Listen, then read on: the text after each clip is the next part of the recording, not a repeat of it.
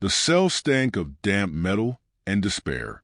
Dim, flickering lights cast uneven shadows over the alien prisoner crouched in the corner. Her emerald green skin, mottled with dark bruises, glistened faintly in the cold, recycled air of the warship ISS Resolute. Her 3 arms clutched her knees tightly, while her elongated ears twitched at every metallic groan of the ship. She was the last of her strike team, captured during a desperate assault on the human colony of New Aria. Her name was Laneth Ithri, a Nerithian warrior born to fight, trained to kill. She had faced countless battles in her 30 cycles, and yet this time, she knew her fate was sealed. Humans were merciless, or so her people said.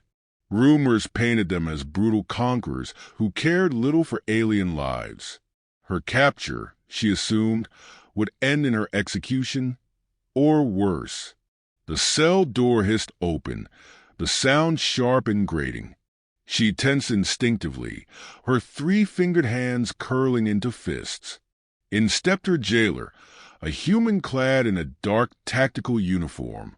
His presence filled the space, not with menace but a strange, quiet intensity. His pale skin was marked by the faint lines of scars, and his blue-gray eyes scanned her with an unsettling mix of curiosity and weariness.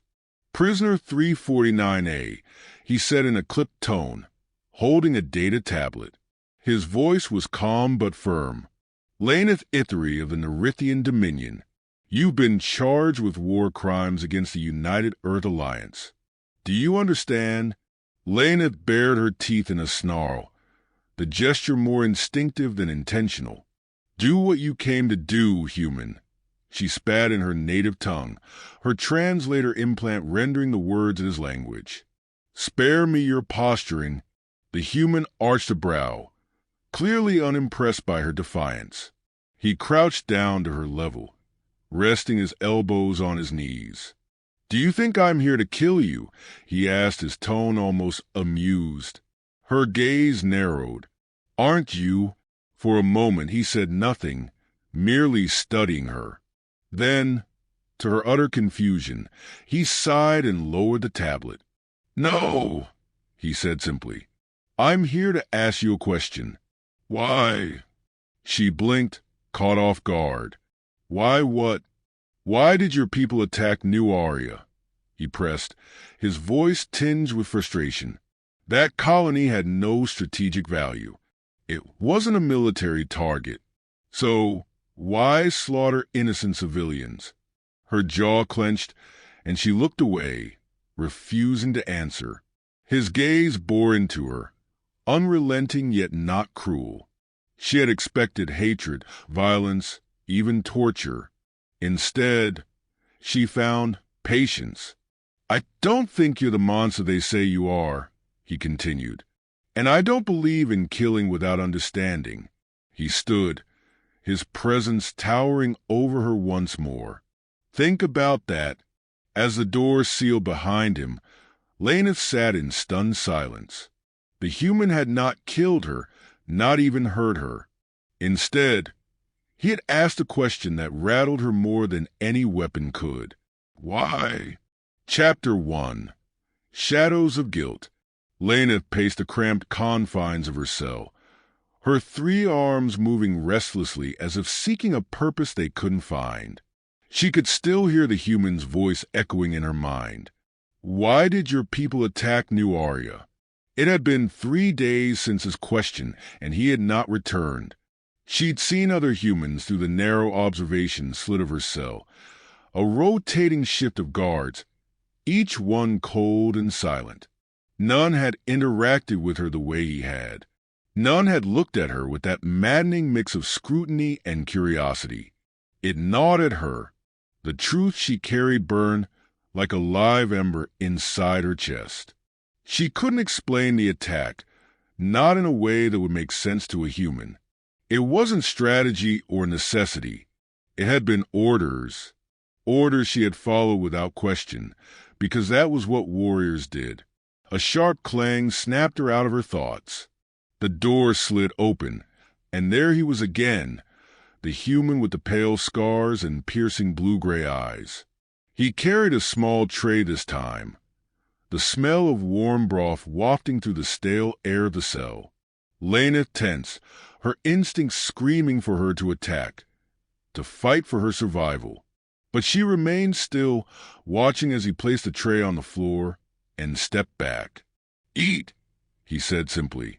She eyed the food warily. "Why do you care if I starve?" "I don't," he admitted, crossing his arms. But it's hard to get answers from a corpse. Her glare was sharp enough to cut steel, but hunger clawed at her insides. With a growl of frustration, she lowered herself to the tray and began eating, her movements brisk and efficient. He stood silently watching. "What's your name?" he asked after a moment. She froze mid-bite. "Why does it matter?" she muttered, her voice muffled by the translator implant. "It matters to me." She set the spoon down, her emerald eyes narrowing. "Laneth Ithri," she said finally, her voice clipped. "Not that it will matter when your people execute me." The human raised a brow. "You seem awfully sure about that." "Isn't that what you do to prisoners of war?" she shot back. "Isn't that what humans have always done?" His expression darkened slightly, but his tone remained measured. "Not always. Not all of us." A heavy silence settled between them. Lena studied him, trying to decipher his motives. He was unlike any human she had encountered before.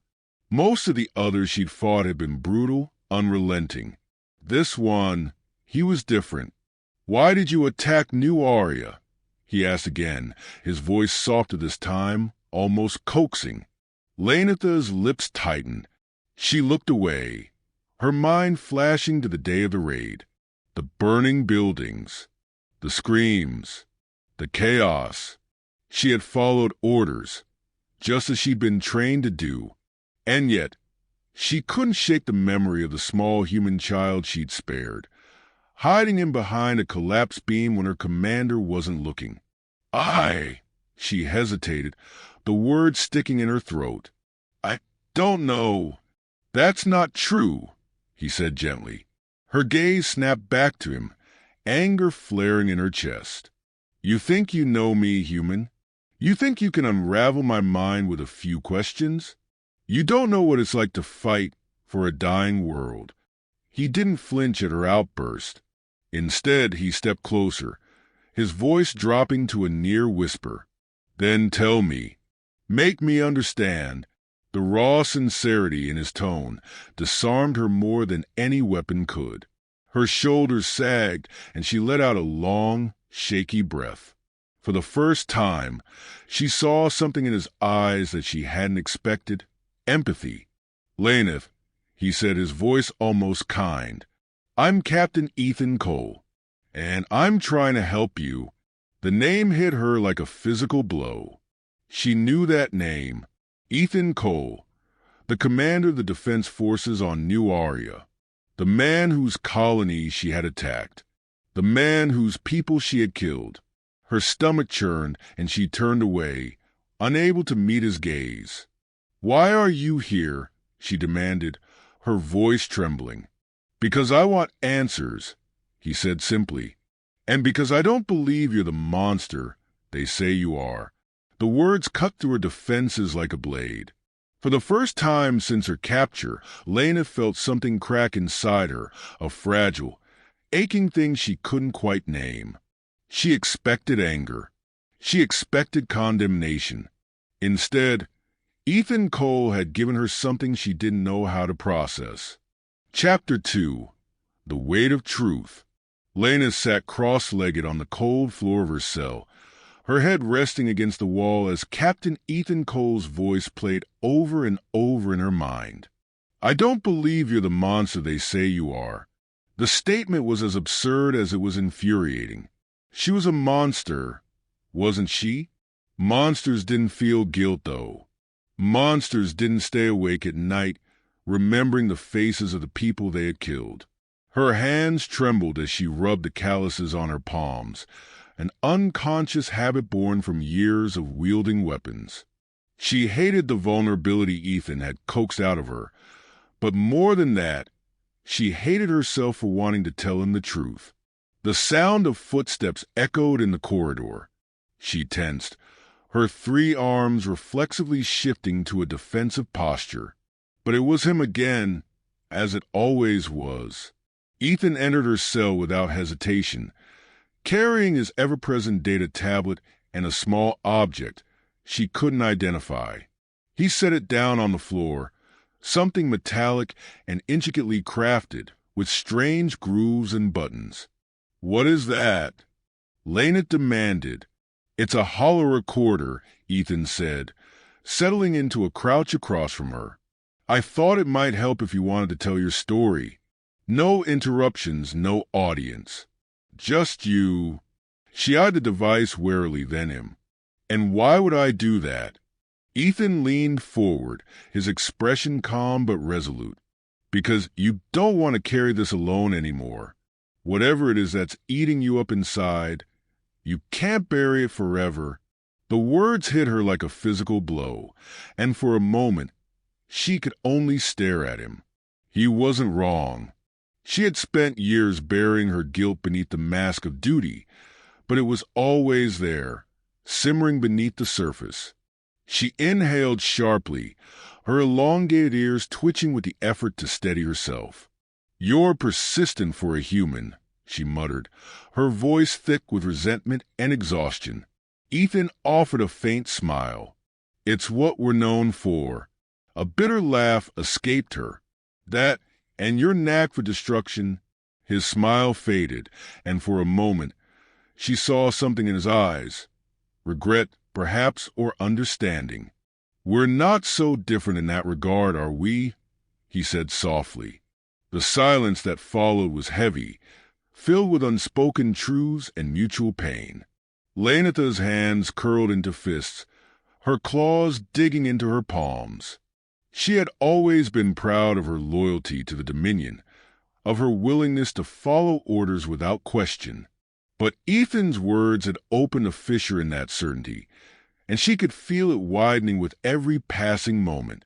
She reached for the recorder, her fingers brushing against the cool metal. "If I tell you," she said quietly, "what happens to me then?" Ethan's gaze was steady. "I can't promise you freedom," he admitted, "but I'll make sure your story is heard, and I'll do everything I can to give you a fair chance." A bitter smile twisted her lips. "A fair chance from the people whose colony I helped destroy. You'd be surprised what humans are capable of," he said. Her chest tightened, a storm of emotions raging within her. She thought of the child she had spared on New Aria. The way is wide. Terrified eyes had reminded her of her younger brother. She thought of the soldiers who had died under her command, following orders just as blindly as she had. And she thought of Ethan, a man who had every reason to hate her, yet chose to listen instead. Finally, she pressed the activation button on the recorder. The device emitted a soft hum, and a flickering blue light projected her image in miniature. She stared at it for a long moment before speaking. "My name is Laneth Ithri," she began, her voice trembling. "I am a warrior of the Nerithian Dominion, and I am guilty of terrible things." Ethan didn't move, didn't speak. He simply listened, his presence steady and unyielding as Laneth began to unburden herself. She told him about the Dominion's desperate war for survival, the resource shortages that had driven her people to the brink, and the propaganda that had painted humanity as a cruel, imperialist enemy. She spoke of the orders she had received to attack New Aria, orders she had carried out with ruthless efficiency despite her growing doubts. "I thought I was protecting my people," she said, her voice breaking. "But all I've done is destroy." Tears slid down her cheeks, and she didn't bother to wipe them away. For the first time in years, she allowed herself to feel the full weight of her actions. Ethan leaned back, his expression unreadable. When she finally looked up at him, she expected condemnation. Instead, he simply said, "Thank you." "For what?" she asked bitterly. "For trusting me?" Laneth shook her head. "You're a fool if you think this changes anything. I'm still your enemy. Your people will still execute me." "Maybe," Ethan said quietly, "but maybe not. People can change, Laneth, even in the worst of circumstances." She stared at him, her heart heavy with disbelief and something she couldn't quite name. Hope, perhaps, or the faintest glimmer of forgiveness, for herself as much as for him. The recorder continued to hum softly, capturing the silence that followed as Laneth and Ethan sat across from each other. Two warriors from opposing sides of a senseless war, bound together by the fragile thread of understanding. Chapter 3. The Fragility of Peace. Laneth had spent weeks in her cell, her only constant visitor Captain Ethan Cole. Their conversations grew longer, deeper. He asked questions not just about the war, but about her people, their culture, and their history. She shared pieces of herself hesitantly, unwilling to give too much, but finding it harder to remain silent. In return, Ethan spoke of humanity, not the propaganda or battlefield stories she had heard, but the real, messy, beautiful complexity of his species.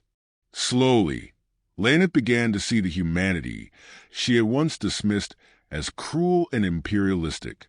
The way Ethan described his childhood on a struggling mining colony, the sacrifices his parents made to send him to an academy, his desperate hope to leave the cycle of violence behind. He was no monster. He was simply human, but the war still loomed over them like a shadow. Ethan's kindness had not erased the blood on her hands, nor had her confessions guaranteed her survival. Her fate, she knew, lay in the hands of people who had no reason to forgive her. It was on the morning of her tribunal that Ethan came to her cell with an air of quiet urgency. He wasn't wearing his uniform, and there was a tension in his stance that set her on edge. "What's wrong?" she asked, her voice sharper than she intended. Ethan hesitated, his hand tightening around the data tablet he carried. "The tribunal starts in an hour," he said. "I've submitted your testimony, but there's no guarantee they'll accept it as evidence." Laneth's stomach dropped. "You mean they might execute me anyway?" "Yes," Ethan admitted, his jaw tightening. "But I'll be there. I'll fight for you."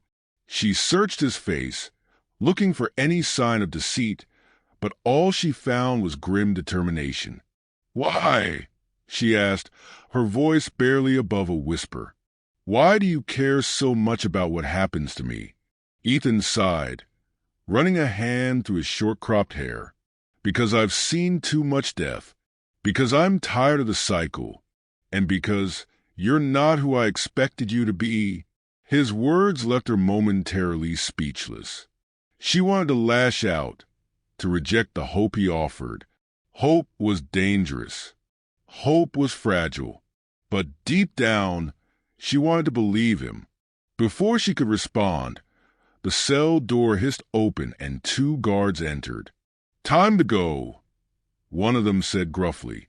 Ethan stepped aside, his gaze lingering on Laneth as the guards cuffed her wrists. "Stay strong," he said softly. She nodded, the barest hint of a smile ghosting across her lips. "You too, human." The tribunal chamber was stark and imposing, a circular room filled with high-ranking officers, diplomats, and monitors projecting live feeds of the proceedings to the public. Laneth stood at the center, her shackles a sharp reminder of her position. Ethan stood off to the side, his expression grim but resolute. The lead officer, an older man with a face etched by decades of war, began the proceedings with little ceremony. "Laneth Ithri, you stand accused of war crimes against the United Earth Alliance, including the massacre at New Aria. How do you plead?" Laneth lifted her head, meeting the officer's gaze. "Guilty," she said firmly, her voice echoing in the chamber. A murmur rippled through the room. The officer raised a hand for silence. "Do you have anything to say in your defense?" Laneth hesitated, her mind racing. This was her moment, not to absolve herself, but to tell the truth. She glanced at Ethan, who gave her a small, encouraging nod. "I am guilty," she began, her voice steady despite the weight of her words. "But I ask you to understand why. My people are dying. Our worlds are barren. Our resources depleted. We were told that humanity would never share, that you would rather see us starve than coexist. I believed that. And because of that belief, I did terrible things." Her voice wavered, but she pressed on. "But not all of it was lies. We are dying. We are desperate. And I see now that this war will destroy both of us if it continues. I don't expect forgiveness. I only ask that you consider what happens if we keep fighting. How many more lives will be lost? How much more blood will stain our hands?" The room fell silent. Ethan stepped forward, his voice breaking the tension. "Laneth has been honest, at great personal risk," he said, his tone firm. "She spared civilians during the attack on New Aria, even when it meant disobeying her orders. She's not asking for freedom. She's asking for an end to this senseless war." The lead officer regarded them both, his expression unreadable. "Your words will be taken into consideration," he said finally. "This tribunal is adjourned." Hours later, back in her cell, Laneth sat in tense silence. The outcome of the tribunal was still uncertain, and the weight of the day's events pressed heavily on her. When the door finally opened, Ethan stepped inside, his expression a mixture of relief and exhaustion. "They spared you," he said simply. Laneth's breath hitched. "What does that mean?" "It means you'll live," Ethan said, a faint smile breaking through. "You will remain in custody, but they've agreed to open talks with the Dominion. Your testimony, it made a difference." For a moment, Laneth couldn't speak. The flood of emotions, relief, gratitude, disbelief, threatened to overwhelm her. "Thank you," she said finally, the words barely audible. Ethan shrugged, his smile turning wry. "Don't thank me yet. There's still a lot of work to do." She nodded, her resolve hardening. For the first time in years, she felt something other than guilt. She felt purpose. "Then let's get to it," she said. As Ethan left the cell, she allowed herself a small, genuine smile. The path ahead was uncertain, but for the first time, she dared to hope. The seeds of redemption. The days that followed the tribunal were unlike anything Laneth had ever experienced. She remained under heavy guard aboard the ISS Resolute, but the chains that once bound her felt lighter. Ethan kept his word, returning each day to update her on the progress of the negotiations between the United Earth Alliance and the Nerithian Dominion. For the first time in decades, peace was no longer a distant dream, but a tangible possibility. But it came with a price. The Dominion refused to acknowledge Laneth as anything but a traitor. The very testimony that had opened the door to diplomacy also painted her as a pariah among her own people. She had betrayed their secrets, spoken of their desperation, and worst of all, admitted guilt. To the Dominion, there was no greater sin. Ethan delivered the news gently, his voice low as he sat across from her in her cell. "The Dominion's delegation, they've disavowed you," he said. "They're calling you a defector." Laneth nodded slowly, her expression unreadable. She had expected this, yet the confirmation still stung. "I was never going back," she said, her voice flat.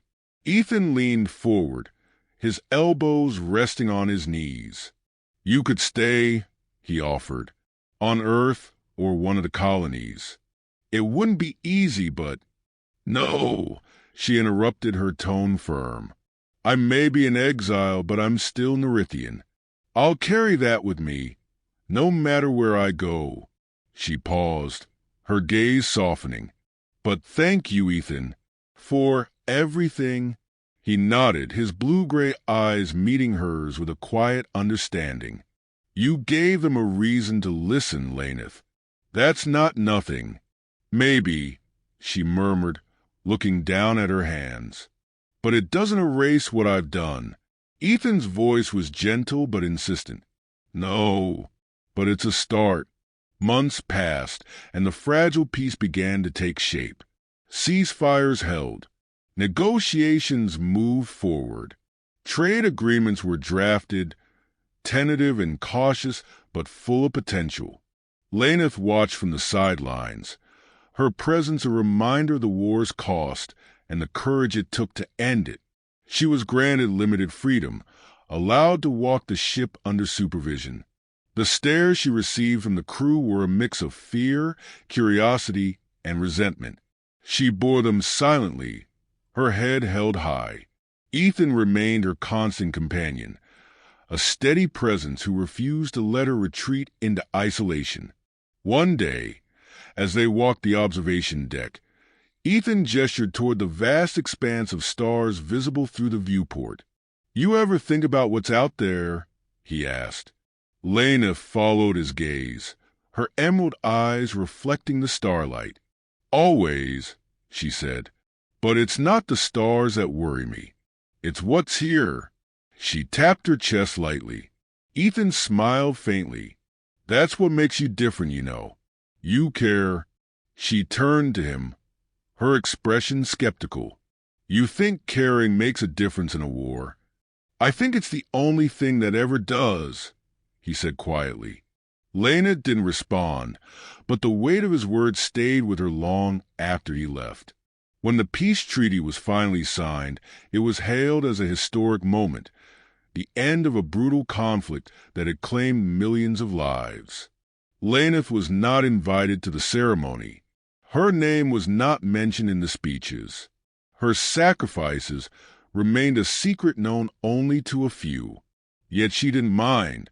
As she sat in her cell, watching the live broadcast on a small screen, she felt an unexpected sense of peace. The treaty wasn't her redemption, but it was a step toward something better, a future where no one else would have to make the choices she had made. Later that day, Ethan visited her one final time. He stood in the doorway, his hands in his pockets, a bittersweet smile on his face. "They're transferring you to a neutral colony," he said. "A place where you can start over." Laneth arched a brow. "And leave your charming company behind?" Ethan chuckled, but the sound was tinged with sadness. "You don't need me anymore, Laneth. You've got this." She studied him for a long moment, her chest tightening. "You're wrong," she said softly. "I'll always need people like you. People who don't give up." He extended a hand, and after a brief hesitation, she took it. "Good luck," he said. "You too human," she replied, her voice steady. As he left, Laneth allowed herself one final glance at the stars beyond the viewport. For the first time in her life, they didn't seem so far away. Years later, Laneth would become a quiet but powerful advocate for peace, her voice resonating in places where warriors once ruled. She was a ghost to some, a hero to others, but to herself, she was simply a woman trying to make amends. And though she and Ethan would never meet again, she carried his words with her always, a reminder that even in the darkest of times, understanding could light the way.